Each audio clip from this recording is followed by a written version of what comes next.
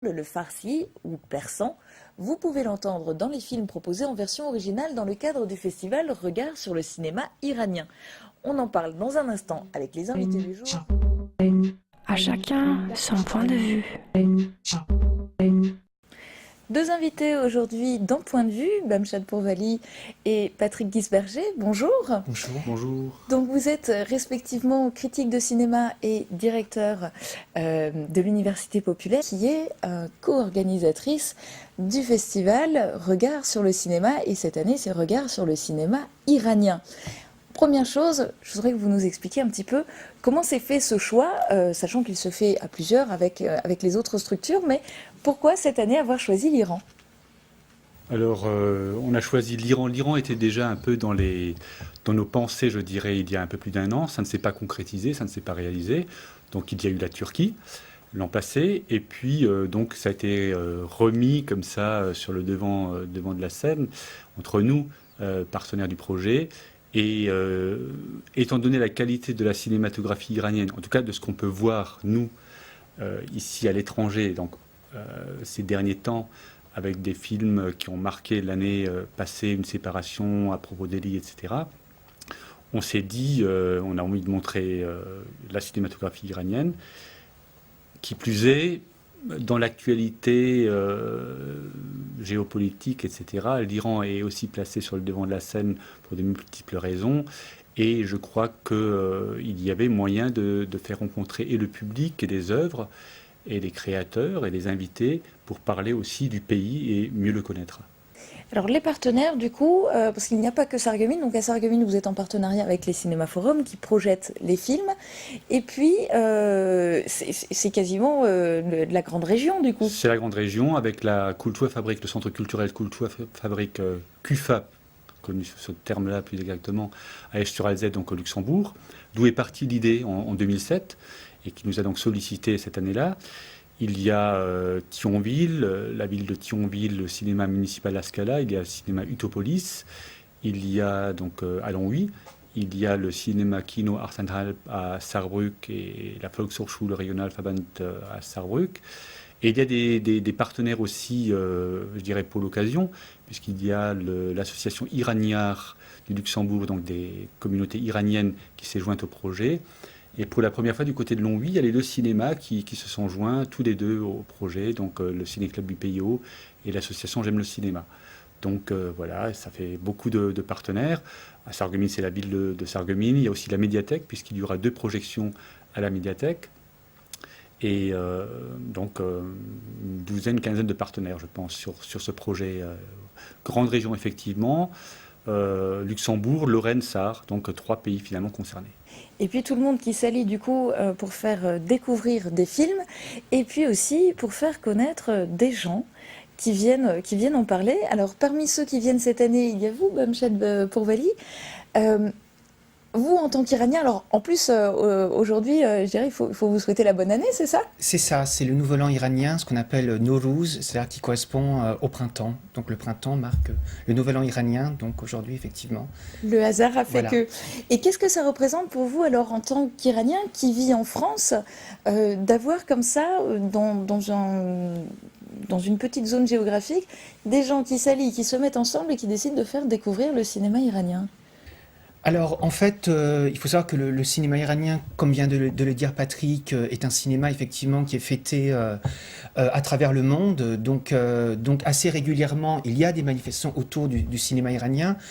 Mais là, en l'occurrence, c'est dans un contexte très particulier, puisque à la fois, donc, on peut dire que jamais le cinéma iranien n'a été aussi apprécié par le grand public, puisque Une séparation, le film qui a remporté et le César et l'Oscar du meilleur film étranger, a rencontré le grand public, mais en même temps, les cinéastes iraniens vivent une situation de plus en plus difficile. Donc c'est un peu, disons, un désir d'essayer de faire comprendre les paradoxes de ce cinéma et les paradoxes aussi de ce pays, qui est un pays en fait qui a beaucoup changé en 30 ans et dont le cinéma est peut-être véritablement le miroir en fait de ces changements. Donc il s'agit surtout de faire connaître effectivement un public qui a déjà apprécié certains films, d'autres aspects, et à travers eux, donc, essayer d'éclairer aussi un peu la situation de ce pays et de ses artistes. Et alors pour ces films, quelles sont les conditions de production, les conditions de tournage? Parce que ça ne doit pas être évident de tourner en Iran, que ça soit pour un film iranien ou encore pire pour un film étranger, je suppose.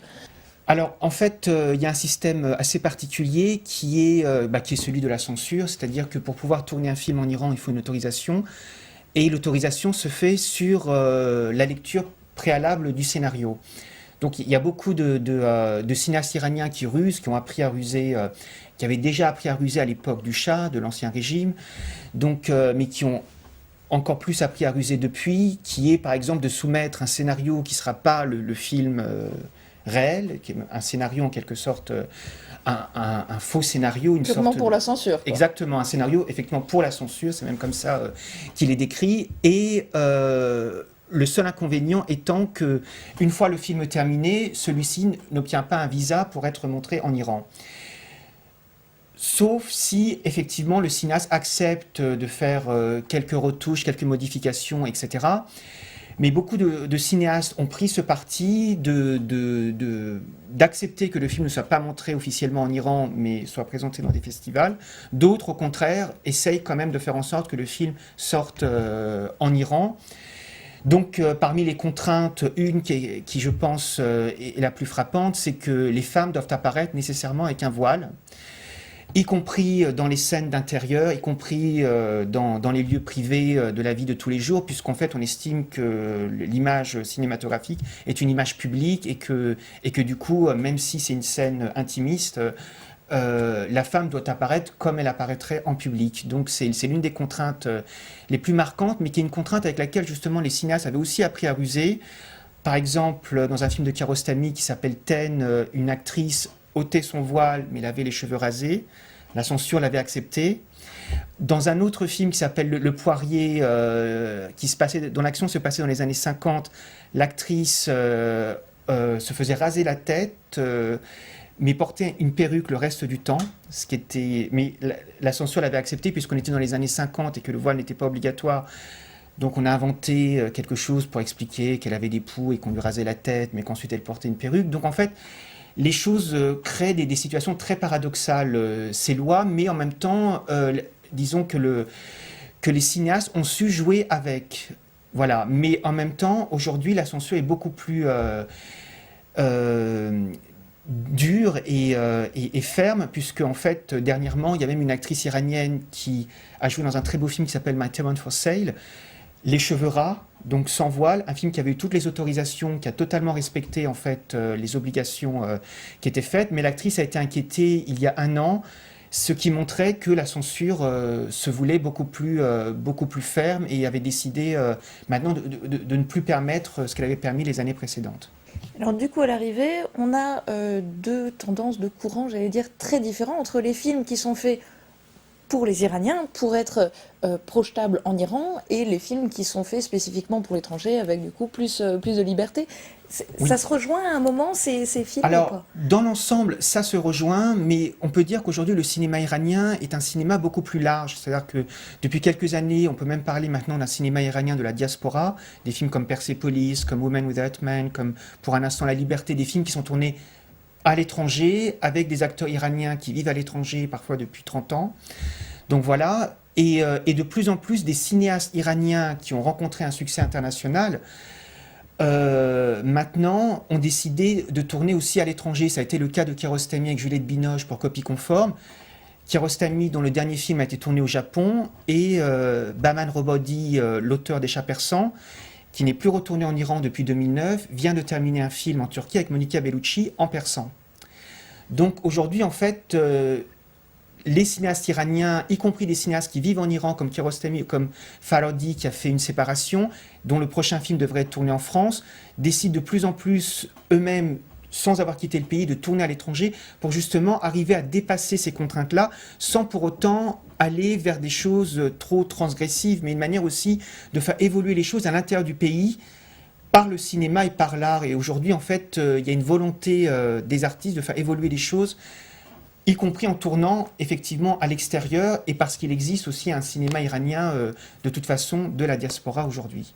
Mais du coup, les Iraniens qui vivent en Iran, est-ce qu'ils savent tout ce qui se fait comme cinéma iranien hors des frontières. Tout à fait, puisqu'en fait, tout circule en Iran en réalité sous le manteau.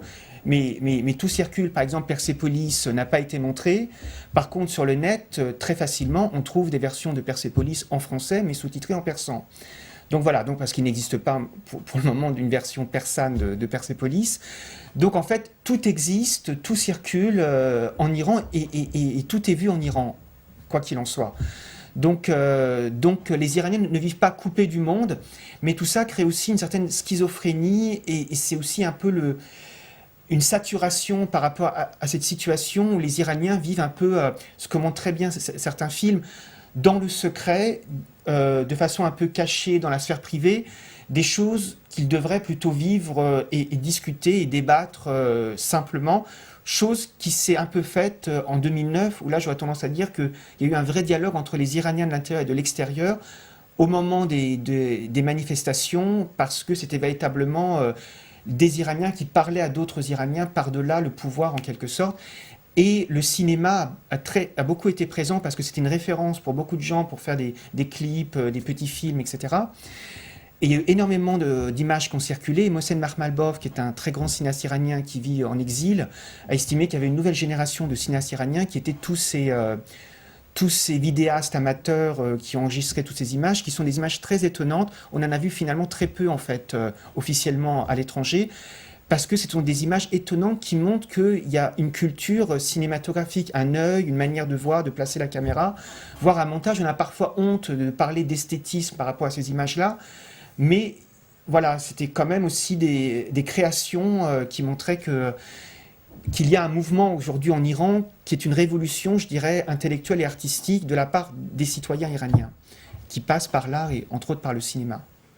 Alors pour le public, du coup, notamment sargueminois, le festival a commencé hier soir. La première projection a eu lieu au Cinéma Forum à Sarreguemines. Quels sont, Monsieur Gisberger, les autres films que l'on va pouvoir découvrir?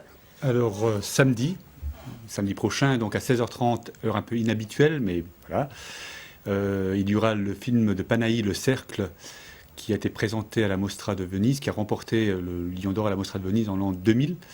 Qui sera présenté donc avec une invitée.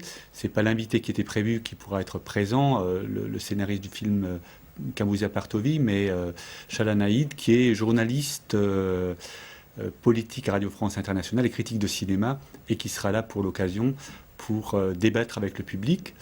Donc cela samedi. Lundi, 2 jours après, il y aura Mainline, un film qui sera présenté par Nova Rouhani, qui est la première assistante réalisatrice de la réalisatrice du film, qui est une femme.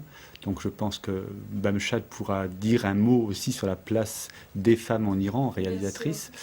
Et ça, c'est donc le troisième film. Le quatrième, jeudi, c'est Nader Omayoun qui reviendra à Sarreguemines, puisqu'il était présent il y a 2 ans pour présenter son film de fiction, Téhéran. Hein, je précise film de fiction parce que ce n'était pas du tout un film documentaire. Mais là, en l'occurrence, il présentera son documentaire Iran, une révolution cinématographique, au Forum toujours à 20h. Et le dernier lundi, je crois que c'est le 2 avril, il y aura Nassim Nadjafi, qui est documentariste, aussi critique de cinéma, qui viendra aussi de Téhéran, tout comme Nova Rouhani, pour débattre avec le public au sujet du film Au revoir, tourné par Rasoulov, et elle a réalisé un documentaire sur le film. Donc elle connaît très bien Rasoulov, elle a suivi le tournage du film, donc elle pourra vraiment en parler. Voilà. Alors c'est vrai que justement, du coup, vous évoquez plusieurs femmes parmi les invités, mais aussi parmi celles qui ont contribué à la production, à la réalisation de ces films. Est-ce que c'est si simple? Parce que finalement, nous, on a toujours entendu parler que de Samira Makhmalbaf comme réalisatrice. Est-ce qu'il y a d'autres Iraniennes qui arrivent à s'en sortir dans le cinéma? Bien sûr, en fait, c'est l'un des paradoxes, c'est-à-dire que avant la Révolution, il n'y avait quasiment pas de femmes cinéastes en Iran, à quelques exceptions près, dont Foulour Falorzad, qui est une poétesse, qui a réalisé un court-métrage qui s'appelle La Maison est noire en 63, un court-métrage revendiqué par beaucoup de cinéastes d'aujourd'hui. Mais depuis la Révolution, effectivement, et depuis une vingtaine d'années, il y a énormément de femmes réalisatrices. L'Iran est peut-être le pays où il y a aujourd'hui le plus de femmes réalisatrices. C'est effectivement, alors Samira Makhmalbaf ou même Anna Makhmalbaf, sa sœur cadette, étaient des exemples, puisqu'en fait, Samira Makhmalbaf a réalisé son premier film, La Pomme, à l'âge de 18 ans.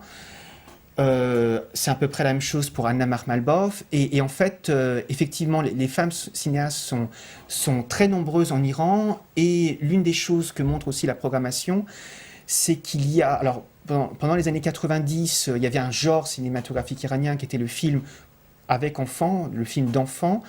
Et à partir du cercle, il y a presque un autre genre cinématographique réalisé par des femmes ou par des hommes, qui sont des films sur la condition des femmes en Iran. Alors, Au revoir en fait partie, ou bien Le Cercle.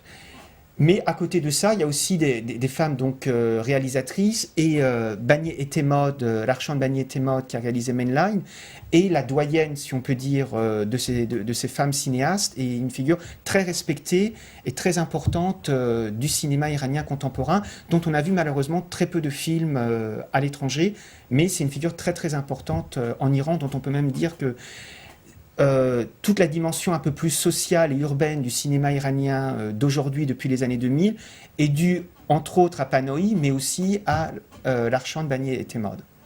Alors que ce soit ce cinéma peut-être un peu plus féminin, mais aussi le cinéma iranien de manière générale, quel est le regard que vous y portez aujourd'hui par rapport à l'évolution de ces dernières années? On va vers du mieux ou pas? Alors, le paradoxe, c'est que le cinéma iranien se montre beaucoup plus direct dans son propos, dans sa manière d'aborder certains sujets. Arrive maintenant à toucher un plus large public, puisque c'est quand même un cinéma qui techniquement est de plus en plus élaboré et professionnalisé en règle générale. Je pense qu'une séparation a même permis de vraiment découvrir des acteurs et des actrices professionnels iraniens, ce dont on n'avait pas l'habitude jusqu'ici. Donc en fait, le cinéma iranien commence vraiment à être connu et reconnu. Il était déjà, mais maintenant de façon encore plus large, mais le pouvoir, en fait, cherche à le canaliser de plus en plus pour maintenant essayer d'imposer le cinéma iranien que lui désire. Voilà, qui serait un cinéma, en fait, qui répondrait à des canons beaucoup plus stricts, notamment par rapport à la religion, par rapport à certains sujets abordés. Ce qui crée un certain paradoxe, parce que je pense que c'est l'inventivité du cinéma iranien qui intéresse, et que les films que le pouvoir souhaiterait promouvoir ne sont pas vraiment des films très intéressants, sachant qu'il y a aussi énormément de films très intéressants qu'on n'a pas encore vus ici, qui n'ont pas encore été distribués, qui vont parfois même beaucoup plus loin que ce que l'on connaît. Et en fait, j'aurais tendance à dire que le cinéma iranien est à la croisée des chemins en fait aujourd'hui, c'est-à-dire que tout comme le pays en quelque sorte, c'est-à-dire qu'il peut à la fois vraiment donner une vraie image de ce pays et permettre de faire avancer les choses, ou bien être totalement brimé et aller vers une direction qui serait totalement rétrograde et qui permettrait plus de même accompagner les évolutions du pays, chose je pense que souhaite le pouvoir en fait. Et vous qui vivez en France, qui êtes de nationalité française d'ailleurs, est-ce que le public français est prêt à accueillir de manière plus large les films iraniens? Parce que finalement, on n'a pas si souvent que ça l'occasion d'en voir au cinéma. Est-ce que le public suit? Est-ce qu'il est demandeur? Alors, moi, l'expérience que j'ai pour avoir présenté des films lors de projections, c'est qu'effectivement, il y a une très grande curiosité par rapport à l'Iran. Les films paraissent à la fois universels et typiquement iraniens, et les gens voudraient savoir justement jusqu'à quel point il y a une particularité iranienne. Par exemple, dans À propos d'Eli, les gens se reconnaissaient totalement dans la bande de trentenaires qui allaient au bord de la mer Caspienne, mais en même temps étaient surpris par une forme de puritanisme, enfin pour ainsi dire, ou de pudeur, qui est aussi très iranienne, avec laquelle ils n'étaient pas forcément habitués même au cinéma, mais qui les intriguait. C'est-à-dire que l'Iran apparaît comme un pays en fait qui cherche une voie originale en règle générale et dans son cinéma, qui est de savoir comment devenir moderne sans forcément s'occidentaliser. Et je pense que les films traduisent ça et du coup intriguent aussi par cette recherche. Voilà. Et par exemple, pour moi, il y a une cinéaste dont les films ne sont pour le moment pas encore montrés en France, mais qui est une cinéaste absolument incroyable qui s'appelle Mania Akbari, qui jouait dans Ten, qui était l'actrice de Ten de Kiarostami, qui a réalisé 4 films, qui sont pour moi des films qui rencontreraient totalement le public et qui les intrigueraient, parce que c'est des films qui vont très très loin sur des sujets tabous, alors pas uniquement en Iran, mais en règle générale dans les rapports hommes-femmes, et on est étonné de voir que un cinéma, une cinéaste peut aborder ces sujets-là en respectant effectivement les interdits, mais en les abordant clairement, par exemple en utilisant des subterfuges cinématographiques qui seraient l'écran noir, du coup on ne voit rien à l'image, mais on entend sur la bande-son ce qui se passe, etc. Donc la censure ne peut rien faire. Et selon moi, en fait, ce qui se passe en Iran est quelque chose qui relève de la modernité, donc qui intéresse, je pense, pour ma part, en fait, beaucoup d'autres personnes ou spectateurs que les simples curieux. Et moi, j'espère que beaucoup de films, je pense aussi à un film de Niki Karimi qui s'appelle Le coup de sifflet final, qui a été présenté dans différents festivals qui traitent de la peine de mort, qui sont des films extrêmement forts, qui résonnent avec la situation iranienne, mais qui peuvent aussi s'adresser à un pays comme la France, qui a aboli la peine de mort, mais dont les débats reviennent régulièrement, parce que je pense que c'est des sujets vraiment de la modernité sur une société qui s'interroge sur elle-même, et donc ça ne concerne pas que l'Iran, ça concerne un peu tout le monde, j'aurais tendance à dire. Alors tout le monde, vous, Patrick Guisberger, quel est le regard, comment vous avez, quelle est la réaction que vous avez eue en voyant les différents films que vous proposez maintenant au public dans le cadre de Regards sur le cinéma iranien? Alors, je dois dire que je les découvre au fur et à mesure, parce que les films entrent à Sarreguemines, entre au Cinéma Forum, donc il y a un visionnement qui se fait quelques jours avant, donc je ne les ai pas encore tous vus, mais c'est vrai que dans la programmation elle-même, même si nous n'avons pas travaillé avec, comme d'habitude, avec des instituts culturels, les ambassades et autres, là nous avons travaillé en totale indépendance, on a fait confiance je dirais, à nos médiateurs, à nos experts pour cette programmation. Et je crois que la qualité est indéniable, hein, elle est au rendez-vous. C'est des films qui ont connu une belle histoire, qui ont été couronnés, qui ont été primés, voilà. Et donc, j'avais vu le film que nous avons pu voir au Cinéma Forum quelques jours auparavant. Donc, et là, je les vois au fur et à mesure.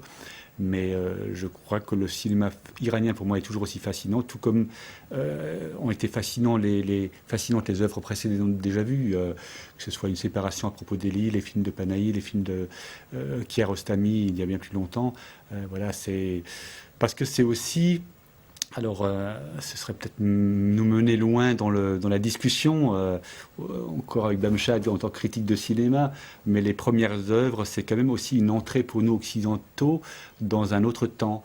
Et c'est ça qui était fascinant. Alors, est-ce que c'était le côté poétique de l'Iran ou de la Perse ou de l'ancienne Perse qui nous faisait entrer dans un temps différent? Mais en tout cas, c'est moi, personnellement, ce qui me fascinait par rapport à un autre type de cinéma que l'on connaît. Donc, une poésie qui se révélait et qui m'a, moi, beaucoup touché. Et donc le cinéma iranien, c'est à découvrir au Cinéma Forum. Prochain rendez-vous samedi à 16h30 pour le Cercle. Merci beaucoup tous les deux d'être venus en parler.